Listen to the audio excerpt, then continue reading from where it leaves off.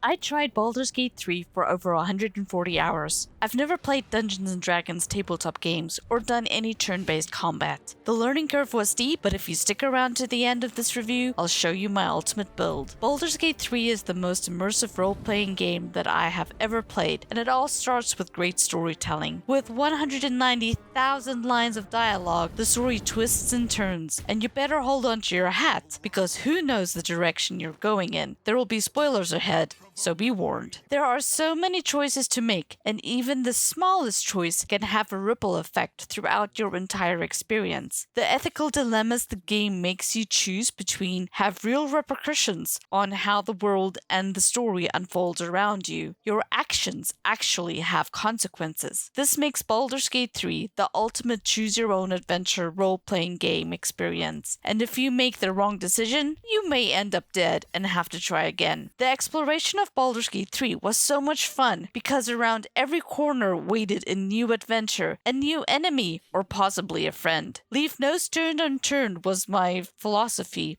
in the end, but it took me a while to settle into exploring the entire map. So I missed a few things, namely, Astarion got stranded on the beach, I killed Karlach, and I never went into the Underdark because I opted to take the mountain pass. Even the puzzles sprinkled throughout the game could be solved multiple ways depending on which characters you had with you and what skills were available to you. Some puzzles were easier than others, and some were pretty intricate to solve. There were only a couple of times where the puzzle felt more like a mini-game than fully integrated into the storyline, but it was a happy break from exploration and dialogue, thus I didn't mind it all that much. The companions I settled on were Lae'zel, Shadowheart, and Will. I thought it fantastic that they each had a strong character arc, and that it was driving the story forward towards the final conclusion. For example, who knew that the decision I made during Act 1 at the Githyanki crush with Lae'zel would influence whether or not she got upset if I killed Orpheus? Setting Lae'zel, Shadowheart, and Will free from their bounds meant that I had a vested interest in how things turned out with these companions. Therefore, I simply had to take them with me to the end game to play out their entire stories. The actors were phenomenal. They really brought the entire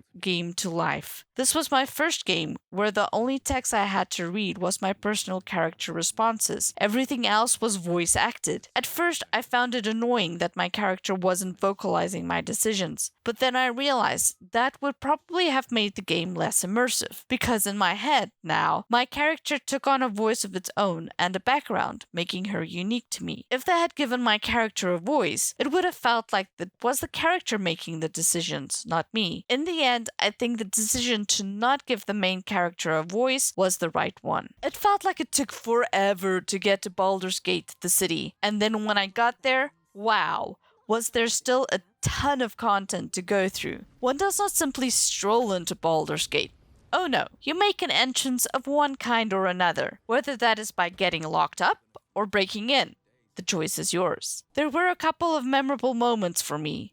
This included the opening scene that pulled you right into the middle of the story. The first battle where I had no idea what I was doing, the druid camp where I accidentally ended up killing everyone, thereby missing out on some side quests. But what was fascinating was that I would never have known that I was missing anything because the story and adventure carried on regardless. I only know I missed stuff because I watched some other streamers and talked with friends. Breaking into the Githyanki crush was exciting as I was learning how to navigate the environment. At every turn though, the story progressed in some aspect. Because I had Lae'zel with me for everything, I built up a good rapport with her, to the point where she wasn't upset when I killed Orpheus in the end, because she agreed the city had to be saved. The scene that grossed me out the most was the House of Healing in Act 2, where the doctor gutted his patient. I do not like horror, and I almost stopped playing the game right there and then. But Shadowheart's story was intriguing enough to keep me going. I wanted to free her from her past and help her become who she was, and not who they wanted her to be. If I had to classify the genre of this game, I'd say it is dark sci-fi and fantasy, which is not what I was initially expecting. There were times that it bordered on horror. I do not like horror, so Act 2 was not enjoyable for me at all. I just wanted to get past Act 2 as quickly as possible because my friends were telling me that Act 3 was way better And it was, indeed. It was much more like Act 1. Now, I do have a couple of pet peeves, and most of it has to do with the user interface. Now, I'm trained in user experience design, so when it comes to user interfaces, I have super high standards, and there were several places where the UI fell short of wowing me. First, the inventory management was an absolute nightmare. You cannot simply search for an item in the trunk at camp. Since I was picking up everything due to inexperience, it would sometimes take me 20 minutes to find that one item I needed, buried deep among the knives, forks, paintings, and books I had stashed away. I do appreciate that in one of the updates after the release, they put an orange border around any items that pertained to advancing quests so that I didn't accidentally destroy something I'd need later on.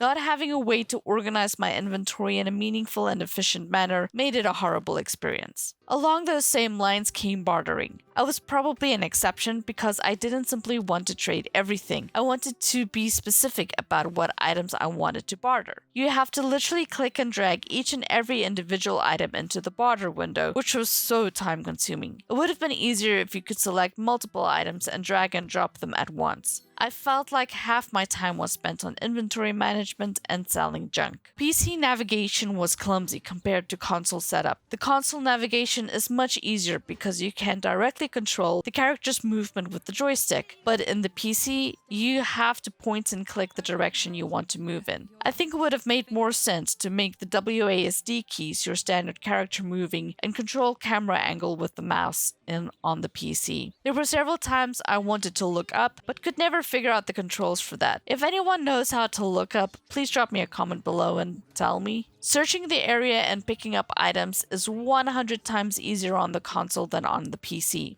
On the console, it gives you a list of all the items in your area and tells you in advance if the item is empty or contains something, so you don't waste time clicking on empty elements. On the console, you can also just tap through the list and it will automatically move to the target and pick it up. On the PC, you have to point and click to manually pick up each individual item, making it so tedious. Not that I needed more loot, mind you, but here the console interface was much easier. I do, however, prefer the PC user interface for skill selections because you can see all your skills at once, while on the console you have to bring up multiple screens. The initial UI character creation was also really confusing, and I wasn't the only one having trouble with it. Many people missed the character creation, so they ended up putting a mirror at your camp, where you can go to change your appearance whenever you want to. Spoiler here, there are two characters you create at the beginning, your main adventurer and the Mind Flayer. I didn't realize that until I reached the halfway mark in the game when the Mind Flayer revealed himself. At that point, I wasn't about to start over and just decided to carry on. Lastly, on the negative side, I want to say that some of this content is definitely for mature audiences and not suitable for children. I cringed many times playing Baldur's Gate 3 because of references to religious sects such as Baal that I really did not care for and honestly spoiled the experience for me. I don't know if this is just inherited from Dungeons & Dragons, but if you're going to go to the trouble to create a whole alien race, then why are you bringing in worldly religious sects into the story? As a Christian, this content was sometimes difficult to get through. I could, for the most part, skip those side storylines and still experience the main story arc. I love me a good fantasy set in another world, but this border of horror and dark fantasy was not for me. As promised, let me lay out for you my build. Now, a caveat here, I've never played this type of game before, but I still managed to one-shot the final boss. So there are a lot of ways to succeed in this game. Coming from a Lotra background, I tend to think of terms of tank, heals, damage, and support, and so that's how I built out my team. Lae'zel turned into a powerful tank and also did maximum damage. I made a hybrid build with her to carry this out. She was pretty much indestructible towards the end with all the gear that I had placed on her as we went into the final battle. Shadowhearts turned into my support and healer, doing some damage but for the most part acting as support and distracting enemies. Some of her skills were powerful and I saved the one-time use skill Blessing for the last battle against the Elderblane, and was glad to have saved it. Will was a warlock, and so had the most powerful skills. Although now knowing more about builds, I should probably have built him out to have a self-restoration skill, which I completely missed, so had to take frequent short breaks. For this reason, Will ended up being my mule for the scrolls, and he had an arsenal on him at all times to take out the enemy. I maybe used 10% of my stockpile for the last fight. I had a lot left over. My main was a bard. With high persuasion, I could talk myself out of several sticky situations, and then I made her a beast when it came to ranged attacks, and some heals. So in case Shadowheart was buffing someone, my bard could take care of keeping Lae'zel healed. Since I did not know about Astarion, one of the earliest skills I learned on my bard was Knock. This allowed me to open up any door or any chest that I wanted to. Given that my bard was a criminal, it made it enticing. I turned into a kleptomaniac simply because I didn't want to miss anything. By the end, I had amassed a small fortune of 43,000 gold and an arsenal ready to fight the Elderbrain. I literally bought up everything in Baldur's Gate. Therefore, I was the richest person in town, ready to set out on my next adventure.